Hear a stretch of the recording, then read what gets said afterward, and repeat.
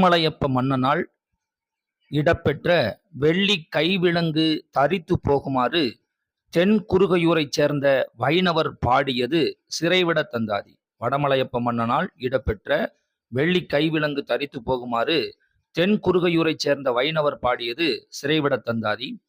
வம்பன் ஒருவன் ஊர் மண்மலை அதனால் அழிய ஓர் புலவன் அறைந்தான் தமிழே என்ற நூற்பாம் மூலம் அறிய வரும் புலவர் யாரு அப்படின்னு கேட்டா காளமேக புலவர். வம்பன் ஒருவன் ஊர் மண்மலை அதனால் அழிய ஓர் புலவன் அறைந்தான் தமிழே என்ற நூற்பாம் மூலம் அறிய வரும் புலவன் காளமேக புலவர்.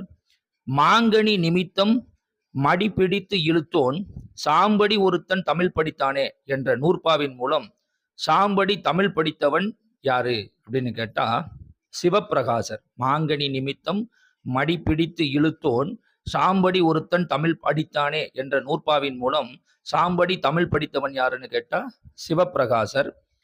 கழக பலகை கண்டு மறையவும் சிலை தலை அசையவும் பாடியவர். கழக பலகை கண்டு மறையவும் சிலை தலை அசையவும் பாடியவர் யாரு அப்படின்னு கேட்டா பொய்யாமொழி புலவர்.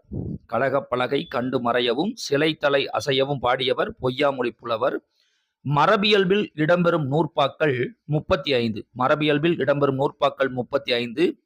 செந்தூர் திருவுரு திரும்பி பார்க்க அன்றொரு நாவலன் அறைந்தான் தமிழே என்ற நூற்பாவின் மூலம் திருச்செந்தூர் முருகப்பெருமானின் திருவுருவம் தன்னை நோக்கி திரும்பும்படி கீர்த்தனை பாடியவர் யாரு? செந்தூர் திருவுரு திரும்பி பார்க்க அன்றொரு நாவலன் அறைந்தான் தமிழே என்ற நூற்பாவின் மூலம் திருச்செந்தூர் முருகப்பெருமானின் திருவுருவம் தன்னை நோக்கி திரும்பும்படி கீர்த்தனை பாடியவர் யாரு அப்படின்னு கேட்டா ஆறுமுக புலவர்.